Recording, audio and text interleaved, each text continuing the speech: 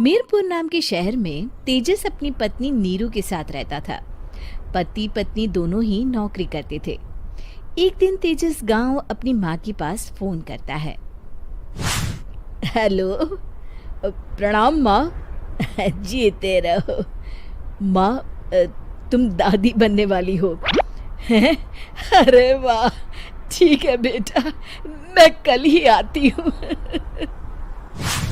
जब माँ जी शहर पहुंची तो बेटे बहू ने बहुत अच्छे से स्वागत किया। लीजिए माँ जी, चाय। अरे गर्मा गर्म पकोड़े ले आओ माँ के लिए। नीरू रसोई में गई और 2 मिनट में ही पकोड़े ले आई। जी ये लीजिए। बहू, जादू से बनाए हैं क्या? अभी तो रसोई में गई थी। यम्मी। माँ जी, शीला रसोई में पकोड़े तल रही है, मैं बस लेकर आई। हे भगवान, मेरा धर्म भ्रष्ट कर दिया तूने। अब तो गंगा जल से शुद्धिकरण करना होगा। दूसरे दिन, माँ जी मैंने नाश्ता बना दिया है, ऑफिस जा रही हूँ। पर अभी तो घर का सारा काम पड़ा है। शीला आती ही होगी, झाड़ू पोछा बर्तन कपड़े वो सब कर लेगी। हमारे जमाने में घर का सारा काम हम ही करते थे। जी माँ जी, आप बहुत होशियार हैं, मैं घर ऑफिस दोनों नहीं संभाल पाती। तो जरूरत क्या है घर से बाहर जाकर चाकरी करने की? वैसे भी घर का काम खुद करने से घर में बरकत आती है, समझी? पर माँ जी। पर वर कुछ नहीं, इस महीने की पगार मिले फिर ऑफिस बंद। हाँ। रात को नीरू तेजस से कहती है, सुनिए जी, माँ जी बोल रही थी कि मैं नौकरी छोड़ दूं। वैसे ठीक ही तो है, अभी तुम्हें आराम की जरूरत है।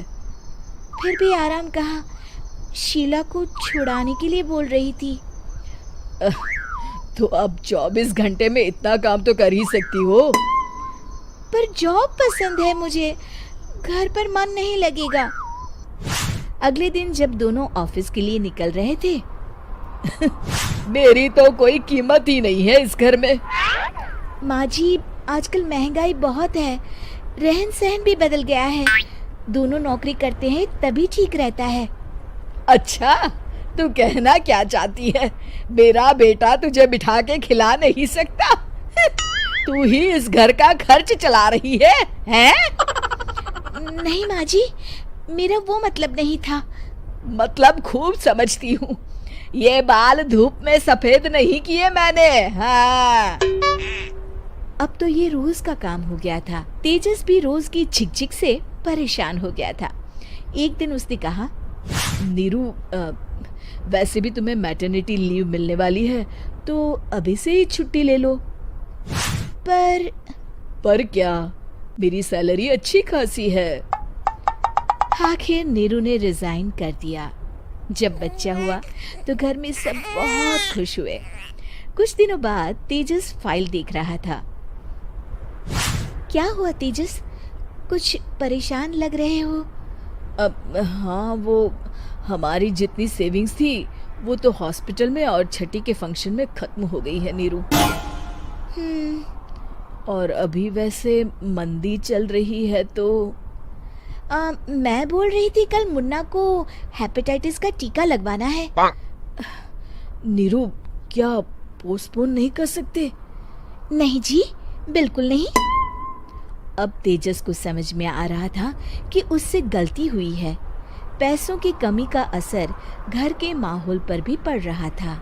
अगले दिन, बेटा मेरा चश्मा और ये दवाइयाँ ले आना, पर्चा देते हुए माँ जी ने कहा।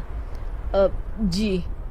तेजस, मुन्ना के लिए दूध का डिब्बा और डायपर भी ले आना, और ये किराने के सामान की लिस्ट है, इसे भी लाना है। तेजस गुस्से में लिस्ट मरोड़कर फेंकता है और चिल्लाता है, पैसे क्या पेड़ पर उगते हैं? ये ले आना, वो ले आना। अरे पर ये जरूरत का सामान ही है। वो गुस्से में बिना कुछ कहे ऑफिस चला गया। अरे लंच तो ले जाइए। नीरू दौड़कर डिब्बा पकड़ाती है। एक दिन खाना खाने के बाद, नीरू, अब तो मुन्ना कुछ बड़ा हो गया, तो अब तुम वापस ज्वाइन कर लो ना जॉब। पर इस रिसेशन में जॉब मिलना बहुत मुश्किल है। ट्राई तो करो। फिर मुन्ना? माँ जी है ना, और एक फुल टाइम मेड भी लगा लेंगे। पर माँ जी, उन्हें तो पसंद नहीं। तभी माँ जी वहाँ आ जाती है और प्यार से नीरू के सर पर हाथ फेरते हुए बोलती है, अब मेरी समझ में आ गया बहू, पहले के और अब के समय में अंतर है। तुम काम शुरू करो, मुन्ना की जिम्मेदारी मेरी। मेरी प्यारी माँ जी। ये कहकर नीरू उनके गले लग गई। शिक्षा, परिवर्तन संसार का नियम है, हमें भी समय के साथ चलना चाहिए। उम्मीद है कि आपको हमारी ये कहानी पसंद आई होगी। कृपया हमारे चैनल को सब्सक्राइब करें और सभी अपडेट्स के लिए बेल आइकन जरूर क्लिक करें। और हाँ, वीडियो लाइक और शेयर करना मत भूलिएगा। Bye bye.